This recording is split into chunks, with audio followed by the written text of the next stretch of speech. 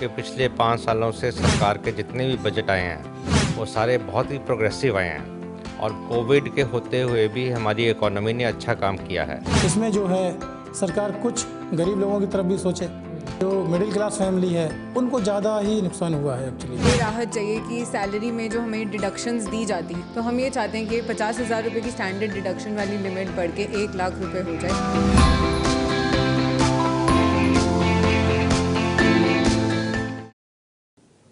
साल 2022 का बजट आने वाला है। ऐसे में लोगों की उम्मीदें पूर्ण रूप से बजट के साथ जुड़ी हुई है। कोविड का माहौल भी है। ऐसे में व्यापारी वर्ग इस बजट से क्या अपेक्षा रखता है, आइए हम जानते हैं। मेरे साथ मौजूद हैं आर.के. गुप्ता जी, जो एक पीएसयू के कई वर्षों के सीएमडी रह चुके हैं और स्टार्टअप्स को एक साथ जोड़ने का काम कर रहे हैं इस वक्त। आर.के. गुप्ता जी से जानेंगे कि जो स्टार्टअप्स हैं उनकी क्या फीलिंग है बजट को लेकर के, क्या वो चाहते हैं सरकार से कि बजट में उनके लिए क्या खास रखा जाए। आर.के. गुप्ता जी, इस साल का बजट आने वाला है, तो ऐसे में जो कार्य आप कर रहे हैं बेहद महत्वपूर्ण है। स्टार्टअप्स को एक प्लेटफॉर्म पर आप लेकर के आ रहे हैं, तो एज एन इकोनॉमिस्ट आपको क्या लगता है कि इस बार सरकार बजट में क्या लेकर के आएगी कि जिससे स्टार्टअप्स जो कर रहे हैं, जो एंटरप्रेन्योर्स हैं, उनको फ़ायदा पहुंचे? मैं आपसे ये कहना चाहूँगा कि पिछले 5 सालों से सरकार के जितने भी बजट आए हैं वो सारे बहुत ही प्रोग्रेसिव आए हैं और बड़ी प्रोग्रेसिव सोच के साथ आए हैं, जिसकी वजह से कोविड के होते हुए भी हमारी इकोनॉमी ने अच्छा काम किया है। जबकि यूरोप में, यूएसए में और बाकी देशों में इकोनॉमी डाउन हुई है, भारत की इकोनॉमी काफ़ी हद तक हमारे प्रधानमंत्री जी और फाइनेंस मिनिस्टर के गाइडेंस के अंदर काफ़ी स्टेबल रही है। और मैं ये कहना चाहूँगा कि आज की डेट में जैसे सरकार ने बूस्टर डोज दी है कोविड को संभालने के लिए, इसी तरह मेरे को ये उम्मीद है और व्यापारी वर्ग को खासकर ये उम्मीद है, प्लस स्टार्टअप्स को, कि अब जो बजट आएगा वो एक बूस्टर डोज की तरह होएगा, जिसके कारण इकोनॉमी और संभलेगी और तेज़ी से काम करेगी, जिसकी वजह से रोज़गार बढ़ेंगे, इंडस्ट्रीज़ बढ़ेगी, अनएम्प्लॉयमेंट कम होगी और देश की ज़्यादा से ज़्यादा तरक्की होगी। गुप्ता जी, इस बार इस बजट में ऐसा क्या खास होने वाला है, क्योंकि कोविड का टाइम है, आपने भी कहा कि बूस्टर डोज जैसे सरकार ने दी है कोरोना के टाइम पे, तो व्यापारी वर्ग जो सबसे ज़्यादा चिंतित रहता है ऐसे पेंडेमिक के माहौल में, उसको बहुत सारी अपेक्षाएं हैं इस बार सरकार से, क्योंकि हमने देखा पिछले 2 सालों में जो व्यापार थे एकदम ठप पड़ गए थे। जिस तरीके से इंपोर्ट एक्सपोर्ट भी बंद हो गया था एक बार तो पूरा, लेकिन अब ऐसे स्टार्टअप्स जो पिछले 2-3 साल पहले शुरू हुए थे, उनको लगा था कि हाँ वो अपना योगदान देंगे देश के निर्माण के अंदर, लेकिन पेंडेमिक की वजह से कहीं ना कहीं उनको बंद होना पड़ा। तो ऐसे में अब उन स्टार्टअप्स के लिए आपको लगता है कि इस बजट के अंदर कुछ ना कुछ खास ज़रूर होगा?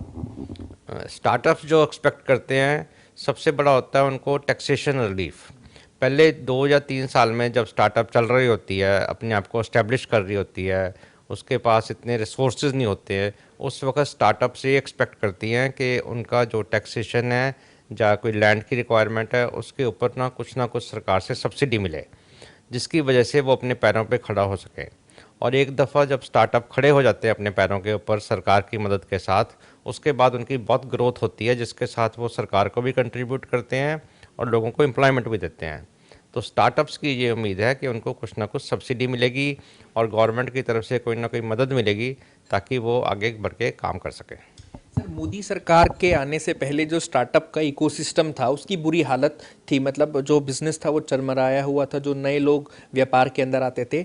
मोदी जी की सरकार आने के बाद में जो स्टार्टअप इकोसिस्टम अच्छा, उसको बेहतर बनाने की कोशिश की गई है। कई जगह स्टार्टअप्स के ऐसे सेंटर भी बनाए गए हैं, बहुत सारी ऐसी स्कीम्स भी निकाली गई हैं जिससे स्टार्टअप बूस्टअप हो। लेकिन अब आपको ऐसा क्या लगता है कि क्या इंडिया के अंदर जैसे डिफेंस से रिलेटेड स्टार्टअप है, हेल्थ से रिलेटेड स्टार्टअप्स है, उनको आगे की तरफ लेकर के आया जाएगा? क्योंकि देखिए रेस जो है इस बार वो सुपर पावर बनने की है। स्टार्टअप्स किसी भी देश की इकोनॉमी को या डेवलपमेंट प्रोसेस को बहुत मदद करते हैं, बिकॉज़ ये छोटे छोटे व्यापारी जो हमें लगते हैं, जिनको हम स्टार्टअप का नाम देते हैं, यही जाके आगे $multi-million के प्रोजेक्ट्स बनाते हैं और यही शेयर प्राइसेस को ऊपर लेके जाते हैं, which is a reflection of good economy.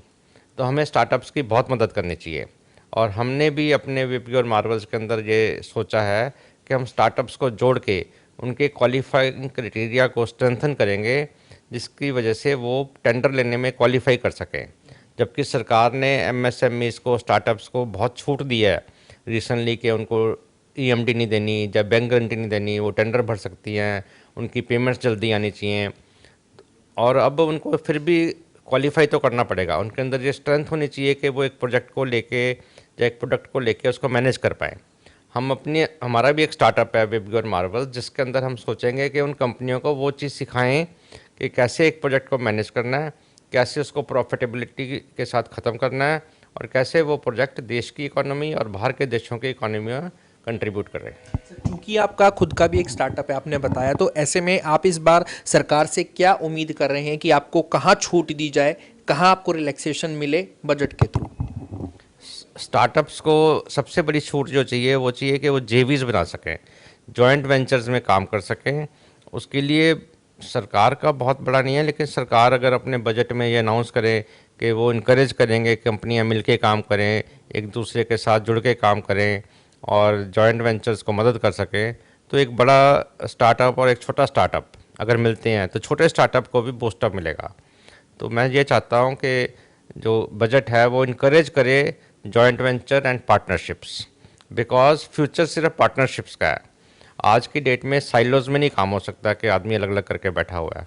तो अगर ये सरकार की तरफ से भी ये आवाज़ आएगी कि पार्टनरशिप्स विल बी प्रेफर्ड, और उसमें सरकार को भी बेनिफिट होता है, अगर एक पार्टनर फेल होता है दूसरा पार्टनर आके चीज़ को संभाल सकता है। सो एक टीम एफर्ट की तरफ बढ़ना चाहिए। तो हम यही छूट चाहते हैं या ये सपोर्ट चाहते हैं कि सरकार की तरफ से कि वो इस चीज़ को कहें कि partnerships is the most important aspect for delivering products and projects. Bharat का साल 2022 का बजट आने वाला है, ऐसे में तमाम व्यापारियों की क्या उम्मीदें हैं बजट को लेकर के जानते हैं। मेरे साथ मौजूद है परमजीत सिंह जी, इनका काम एनर्जी सेक्टर को लेकर के है, एक्सपर्टीज़ है इनकी एनर्जी और पावर सेक्टर के अंदर। इन्होंने कई ऐसे वेस्ट टू एनर्जी प्रोजेक्ट बनाए हैं जो विश्व विख्यात हुए हैं। आइए जानते हैं कि इनकी क्या उम्मीदें हैं बजट को लेकर के। परमजीत जी, बहुत बहुत स्वागत है आपका। बजट भारत का आ रहा है 2022 का, ऐसे में एनर्जी सेक्टर की आपकी कंपनी है, आप क्या चाहते हैं कि एनर्जी सेक्टर को बूस्टअप मिले, तो बजट में आपकी क्या उम्मीदें हैं? देखिए, एनर्जी सेक्टर कपिल जी जो जुड़ा हुआ है उसके साथ एक लाइन प्रदूषण भी जुड़ी हुई है कि ऑफ कोर्स जो सरकार का बहुत ज़्यादा फोकस है इसका रिन्यूएबल एनर्जी के ऊपर, पर यहाँ मैं आपको अपडेट करना चाहूँगा कि हमारा काम ना कि एनर्जी एफिशिएंसी को बढ़ाने का है, पर पोल्यूशन स्तर को भी मॉनिटर करने का है। उसमें ग्लोबली खूब सारी पॉलिसीज़ हैं, जैसे कार्बन क्रेडिट रिलेटेड हैं, पर प्रैक्टिकल स्तर पर मैं आपको हाईलाइट करना चाहूँगा ये जो पराली रिलेटेड प्रॉब्लम है, जो हमारे नॉर्थ इंडिया में जिसको स्टबल बर्निंग भी बोलते हैं, ये मैं पिछले 12 से 15 साल से देख रहा हूँ कि ये दिवाली के आसपास सारी पराली बर्निंग की जाती है हमारे हरियाणा स्टेट में, पंजाब स्टेट में और यूपी स्टेट में, और जिसका स्तर इतना ज़्यादा है कि ये सैटेलाइट से भी विजिबल रहती है और ये ग्लोबली भी इसका बहुत बड़ा एक इशू बना हुआ। तो इस पीरियड के 15 दिन पहले खूब सब प्रशासन और हमारे माननीय सुप्रीम कोर्ट एक्शन में सब आते हैं और इसका प्रेशर पड़ना शुरू हो जाता और इसकी फिर बर्निंग होती है, फिर एक स्मॉग की पूरी लेयर आती है और लोग खूब इससे बीमार होते हैं, जो कि बहुत सीरियस मैटर है कोविड के टाइम पर भी, और उसके 15 दिन तक और इसकी खूब चर्चा रहती है, मीडिया में भी रहती है, और ये हर साल का रिपीटिशन है। सॉल्यूशन नहीं आ रहा है, सॉल्यूशन अवेलेबल है। बहुत सारी कंट्रीज़ में भी इसके रिलेटेड इशू रहता है कि पराली बर्निंग रिलेटेड नहीं रहती है, बट उन्होंने अपने इकोसिस्टम डिफाइन कर रखे हैं, तो वैसा ही इकोसिस्टम यहाँ डेवलप करने की ज़रूरत है। जैसे पिछले कुछ बजट्स में नमामि गंगे के तहत एलोकेशन हुई थी बजट की, तो सरकार से यहाँ एक्सपेक्टेशन है और एक रिक्वेस्ट है इंडस्ट्री हमारी की तरफ से कि इसके सॉल्यूशन अवेलेबल हैं, पर इसके लिए बजट में एक सेपरेट एलोकेशन की जाए और इसका इकोसिस्टम डिफाइन किया जाए। क्योंकि आपकी कंपनी इतनी बड़ी है, इतना सेक्टर आपका इतना बड़ा है, ऐसे में बैंक के साथ डीलिंग का भी एक काम जाहिर सी बात है होता होगा। तो ऐसे में बैंक के साथ डीलिंग में कितनी प्रोसेस आसान है, और अगर नहीं है तो आप क्या चाहते हैं बजट के अंदर कि इस बार वो आसान की जाए? देखिए, एक है गवर्नमेंट की तरफ से पॉलिसीज़ डिफाइन होना। पॉलिसीज़ तो काफ़ी यूज़र फ्रेंडली हैं, सस्टेनेबल है और प्रैक्टिकल हैं, बट जब ये पॉलिसीज़ इम्प्लीमेंट होती हैं at banking sector level, bank की एफिशिएंसी में बहुत लार्ज गैप है और उसमें हमारी कंट्री में इम्प्रूवमेंट लाने की बड़े लार्ज स्केल में उसके एफर्ट लगाने की ज़रूरत है। पिछले कुछ बजट्स में इंडस्ट्री की एक्सपेक्टेशन रही थी कि इंडिया में इंडस्ट्री सस्टेन करने के लिए इंटरेस्ट रेट्स बहुत हाई हैं, पर पिछले एटलीस्ट 2 साल से स्पेशली हमारे जो वर्तमान वित्त मंत्री हैं श्रीमती निर्मला सीताराम जी, उन्होंने कंटिन्यूसली एफर्ट लगाया है रेपो रेट को नीचे लेके आने का, और बैंक्स ने उसकी बेनिफिट भी प्रोवाइड करने स्टार्ट कर दिए हैं।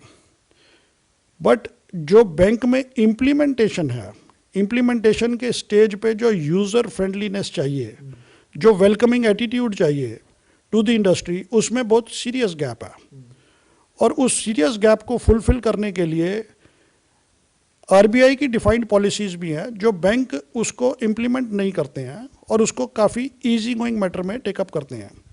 वहाँ पर उसकी एनफोर्समेंट और मॉनिटरिंग को तेज़ करने के लिए इस बजट में ज़रूर प्रावधान रहना चाहिए। चलिए, बहुत बहुत धन्यवाद आपका अपना कीमती समय देने के लिए। तो जाहिर सी बात है कि व्यापारियों के अंदर एक उम्मीद है इस बजट को लेकर के कि हाँ, संजीवनी बूटी का ये काम करेगा बजट भारत का 2022 का, क्योंकि कोविड की महामारी अभी गई नहीं है, यहीं पर ही है, हर देश के अंदर है। ऐसे में लाजमी सी बात है कि हर देश के विकास के लिए ज़रूरी है कि उनकी उस देश की जो इंडस्ट्रीज़ हैं वो चलती रहे और उस पर किसी प्रकार का फुल स्टॉप ना लगे। तो ऐसे में बजट कहीं ना कहीं एक उम्मीद बन करके आता है ऐसे व्यापारियों के लिए और उन इंडस्ट्रीज़ के लिए। साल 2022 यानी कि उम्मीदों का बजट आने वाला है 2022 साल का, और ऐसे में लोगों की क्या उम्मीदें हैं लोगों से ही जानते हैं। फैक्ट्री में इस वक्त मैं मौजूद हूँ ग्राउंड जीरो से। मेरे पीछे भी अगर आप इधर देखें तो यहाँ पे मशीनों पर काम चल रहा है, स्मॉल स्केल इंडस्ट्री है ये यहाँ पर। इसके फैक्ट्री के जो मालिक हैं राकेश चौहान जी, वो भी मेरे साथ यहाँ पर मौजूद है। राकेश जी, बजट साल 2022 का आने वाला है, ऐसे में क्या उम्मीदें आप लगा करके बैठे हैं, क्योंकि एक खुद इंडस्ट्री आप चला रहे हैं, तो ऐसे में क्या उम्मीदें हैं आपकी इस बजट से? देखिए, हम स्मॉल स्केल इंडस्ट्री चलाते हैं, जैसा आप देख पाए होंगे। स्मॉल स्केल के लिए बहुत ज़्यादा मुश्किल होता है सरवाइव करना। गवर्नमेंट कुछ ऐसी पॉलिसी लेके आए जिससे टैक्स सस्ते हो, लोगों की इनकम अच्छे से बढ़े, और इसके अलावा जो रॉ मटेरियल है उसके ऊपर भी सरकार का नियंत्रण हो। जैसा पिछले बार सरकार ने एमएसएमई के लिए डिक्लेयर किया था बजट में, वहाँ से अगर सरकार ने 1 रुपये भेजा था तो स्मॉल स्केल तक 5 पैसे भी नहीं पहुँच पाए। तो उम्मीदों का बजट जैसा आपने बताया, तो उम्मीदें यही है कि वे बजट में हमें स्पेशल प्रावधान दिया जाए, हमारे रॉ मटेरियल के ऊपर सरकार का नियंत्रण हो, जिससे कि आए दिन जो रेट बढ़ने की समस्याएं हैं उनसे निजात पाया जा सके। किस चीज़ का काम है वैसे? मेरा कोरोगेटेड बॉक्स का काम है। बेसिकली ये गत्ते इनको कह देते हैं हम साधारण भाषा में, गत्ते का काम है। तो इसमें 2020 में जून में सरकार ने चाइना से बहुत सारी चीज़ों के ऊपर पाबंदियां लगाई और टैक्स बढ़ाए थे। उसके बाद से जो हमारे रॉ मटेरियल की कॉस्टिंग है वो लगभग मान के चलेंगे दुगनी हो चुकी है, जिसके ऊपर सरकार ना ही कोई ध्यान दे पा रही है और ना ही फ्यूचर में कभी ऐसा नज़दीक दिखाई दे रहा है कि उस पर ध्यान देगी। तो इस वक्त जो बजट आने वाला है अभी, तो ऐसे में आपकी क्या उम्मीद है, सरकार से क्या चाहते हैं आपके काम को लेकर के सरकार क्या डाले बजट के अंदर? देखो जी, एक तो इसके ऊपर हमारे पास पहले होता ये था कि 12% के अगेंस्ट हमारा मटेरियल आता था, 12% जीएसटी लगता था और हम 12 पे ही बेचते थे उसको, जो मार्जिन होता पेएबल होता था। अभी अक्टूबर 2021 से सरकार ने क्या किया है, इसमें अमेंडमेंट किया है, आएगा मटेरियल 12% टैक्स पे, लेकिन हमें जो सेल करना होगा वो 18% पे करना होगा। एमएसएमई के लिए स्पेशल जो 30 दिन की पॉलिसी होगी पेमेंट की वो मिल जाए, तब भी बहुत अच्छी चीज़ें होंगी, ताकि हम इजीली टैक्स पे कर सकें और अपने वर्करों को टाइमली पेमेंट कर सकें। 1 फरवरी को देश का बजट आना है और ऐसे में अलग अलग लोगों की अलग अलग राय है सरकार के इस बजट को लेकर। और कुछ लोग चाहते हैं कि उनको राहत दे सरकार, क्योंकि पिछले 2 सालों से जिस तरह से कोरोना की मार पड़ी, बहुत सारे ऐसे उद्योग थे जो बंद हुए और अब इस बजट से लोगों को काफ़ी उम्मीदें हैं। हमारे साथ RK गौर जी हैं और इनसे जानेंगे कि ये जो इंस्टीट्यूट चलाते हैं और IT सेक्टर से जुड़े हुए हैं, कैसे इस बजट से राहत चाहते हैं, क्या कुछ सरकार आपके बारे में सोचे, क्योंकि 2 साल जिस तरह से चीज़ें हुई आपके लिए काफ़ी परेशानी भरे रहे, कैसे उभर सकते हैं उससे, क्या कुछ सरकार से मदद चाहेंगे इस बजट में आप? जी एक्चुअली अगर हम बात करें लास्ट 2 इयर्स की, तो जो भी देश की स्थिति रही है या इंडियन इकोनॉमी की जो हमारी इस तरीके से डाउन आई है, उसमें काफ़ी लोगों को काफ़ी नुकसान हुआ है जी। और अब सरकार से केवल हम यही उम्मीद कर सकते हैं कि जो भी हमारा महंगाई है हर तरीके से वो बढ़ती जा रही है, उसको कुछ कंट्रोल किया जाए, चाहे वो IT सेक्टर्स में हो या चाहे नॉर्मली रोज़ के खान पान के जो भी साधन हैं या जो भी मटेरियलिस्टिक चीज़ें हैं, सारी चीज़ों पर जो है एक्सपेंसेस डे बाई डे बढ़ते जा रहे हैं। तो हम उम्मीद कर सकते हैं कि कमिंग जो नेक्स्ट बजट आ रहा है, इसमें जो है सरकार कुछ गरीब लोगों की तरफ भी सोचे और कुछ जो मिडिल क्लास फैमिली है उनको ज़्यादा ही नुकसान हुआ है एक्चुअली में। अच्छा, लोन भी कहीं ना कहीं लोगों के लिए जो है इनमें भी कोई छूट मिलनी चाहिए, कि लगता है कि जिस तरह से काम धंधे नहीं थे लोगों के, तो लोन जो लोग लेते हैं घर बनाने, काम धंधे चलाने के लिए, उद्योग को लगाने के लिए, उनमें भी कुछ ना कुछ परसेंटेज की जो है मांग कर रहे हैं उद्योगपति, आप सब लोग, कि उनमें जो राहत देने का काम करें। जी बिल्कुल, और इसमें राहत सरकार को देना ही चाहिए, क्योंकि पास्ट 2 इयर्स में जो भी लॉकडाउन के दौरान जितना भी लोगों का नुकसान हुआ है, लोगों की जॉब चली गई हैं, लोगों के बिजनेस एकदम नेगेटिव में चले गए हैं इवन, तो उसको मद्देनज़र रखते हुए बैंक्स को भी जो है अपने इंटरेस्ट रेट्स को डाउन करना चाहिए। सरकार से उम्मीद कर सकते हैं कि वो एक अच्छा और सिस्टमेटिक वे से एक अच्छा सुनियोजित बजट जो है देश के लिए, देश की जनता के लिए लेके आए, जिसमें गरीब से लेके और मिडिल लेवल और हायर मिडिल लेवल फैमिली तक को बेनिफिट मिल सके। चाहे वो बैंक्स की बात करें, चाहे हम IT सेक्टर की बात करें, या फिर अदर जो भी अदर सेक्टर्स हैं, चाहे प्रोडक्शन में हो, तो उनमें जो भी GST वगैरह है या सर्विस टैक्सेस की जैसे पहले हम बात करते थे, तो उनको काफ़ी कुछ चीज़ों को रिजॉल्व करने की ज़रूरत है आज के टाइम में। तो बिल्कुल देखिए, अलग अलग लोगों की अलग अलग राय है सरकार से और उम्मीदें भी हैं कि सरकार उनके बारे में इस बजट को जो बनाने से पहले सोचे और प्रावधान कहीं ना कहीं जो लोन देने में लोग कहीं ना कहीं पिछले साल जो है परेशान रहे। हालांकि सरकार ने पहले तो कहा था कि लोन में जो है कुछ समय के लिए छूट दी जाएगी, लेकिन बैंकों ने लगातार लोन लिया है और उन्हीं ब्याज दरों से लिया है। हालांकि ब्याज जो है कई % तक बढ़ाने का काम भी किया है। ऐसे में लोग चाहते हैं कि अब राहत दे सरकार, ताकि अपने धंधों को फिर से लोग जो है खड़ा कर सकें। आपको और भी लोगों से बातचीत कराएंगे और उनकी राय सरकार तक पहुंचाने का काम करेंगे कि क्या कुछ इस बार बजट में छूट जनता मांग रही है। तो 1 तारीख को आने वाले बजट को लेकर लोगों की अलग अलग राय हैं और चाहते हैं कि सरकार उनको राहत देने का काम करे। जिस तरह से 2 साल कोरोना काल में लोगों ने वर्क फ्रॉम होम किया, अब जो घर पर काम कर रहे हैं उनकी भी कहीं ना कहीं सरकार से उम्मीदें हैं और आशा है कि उनको राहत देने का काम करें। हमारे साथ दीपिका जी हैं, वर्क फ्रॉम होम कर रहे हैं आप, अब क्या कुछ चाहते हैं, क्योंकि ऑफिस जाने तो बच गया, लेकिन घर पे भी बहुत सारी महंगाई या कहें कि जो घर पर बैठ के काम करते हैं उससे कितना आपका लगता है बजट इधर उधर होता है, क्या कुछ उसमें राहत चाहते हैं? संदीप, मैं आपको एक बात बताऊं कि जैसे कोरोना काल चल रहा है, ऑफिसेज में 50% स्लो कर दिए हैं, प्राइवेट सेक्टर्स, लेकिन काम नहीं रुकेगा। तो एक रास्ता निकाला गया कि वर्क फ्रॉम होम दे दो और जिसमें एम्प्लॉय अपने यहाँ से काम करें। इसमें 2 चीज़ें हैं। सबसे पहले तो हमें एक बड़ी एसेसरी खरीदनी पड़ी, जिसे हम लैपटॉप या सिस्टम कह सकते हैं, वो हमें लेना पड़ा। उसके लिए हमारा खर्चा हुआ, हमारी इलेक्ट्रिसिटी लगातार फूक रही है, उसके लिए हमारी नेट कनेक्टिविटी हमें चाहिए ही चाहिए होती है। किसी के घर वाईफाई नहीं है तो उसने तुरंत अपने घर वाईफाई लगाया है। पूरे दिन आप एक लैपटॉप पे काम करते हो, उसके लिए आपको इलेक्ट्रिसिटी भी देनी होती है। तो ये कहीं ना कहीं खर्चे हमारी सैलरी में से ही जाते हैं। और उसके बाद फर्नीचर भी आपको चाहिए, एक छोटा सा एक सेटअप तैयार करते हो ऑफिस बनाने के लिए, क्योंकि आप ऐसे नहीं कहीं भी बैठकर काम कर सकते हो, कॉन्सेंट्रेट करना होता है। तो जब एक सेटअप लगाते हो तो उसके लिए आपको फर्नीचर की भी ज़रूरत होती है। जब आप वहाँ पर काम करते हो तो ये जो सारे खर्चे हैं ये जाते हैं आपकी सैलरी से। अब सोचो, पहले से ही आप जो हाल चल रहे हैं वो पता ही है। कंपनियों ने पहले ही सैलरी कुछ कम कर दिया है, उसके बाद आपको वर्क फ्रॉम होम करना पड़ रहा है, स्पेंड हो रहे हैं, खर्चे हो रहे हैं, आ उतना ही रहा है लेकिन जाना शुरू। उसके बाद अब टैक्स भी पे कर रहे हैं। तो कहीं ना कहीं सरकार को इन सब चीज़ों को, हमारे जो खर्चे हैं वो इंक्लूड कर लेने चाहिए अपने इस, ताकि हमें भी बेनिफिट्स हो। लोगों को लगता है कि वर्क फ्रॉम होम करना आसान होता है, लेकिन नहीं, जो घर से काम करते हैं उनके लिए थोड़ी थोड़ी परेशानी होती हैं, क्योंकि कंपनीज हमेशा आपको कुछ फैसिलिटीज़ प्रोवाइड करती हैं, वो उसी खर्चे में गिनी जाती है, लेकिन अब वो खर्चे हमारे घर से आने शुरू हो गए हैं। तो देखिए, अलग अलग जो है लोगों की उम्मीदें हैं कि सरकार इनके बारे में सोचे, और भी जो है हमारे साथ वर्क फ्रॉम होम कर रही है। क्या नाम है आपका? मेरा नाम सुरभि है। सुरभि, किस तरह से आप इस बजट में राहत चाहती हैं सरकार से? क्या कुछ सोचे सरकार? अब जो सरकार बजट पेश करेगी 1 फरवरी को, क्या कुछ राहत चाहती हैं? किस तरह से जो है सहूलियत हो जाए? क्योंकि पिछले 2 साल में जो स्थिति बदली लोगों की और बहुत सारी चीज़ें मांग रहे हैं, तो क्या आप मांग रहे हैं सरकार से? मेरी जो प्राइमरी इनकम है वो सिर्फ सैलरी से आती है, और उसमें से भी काफ़ी टैक्स हमें गवर्नमेंट को पे करना पड़ता है।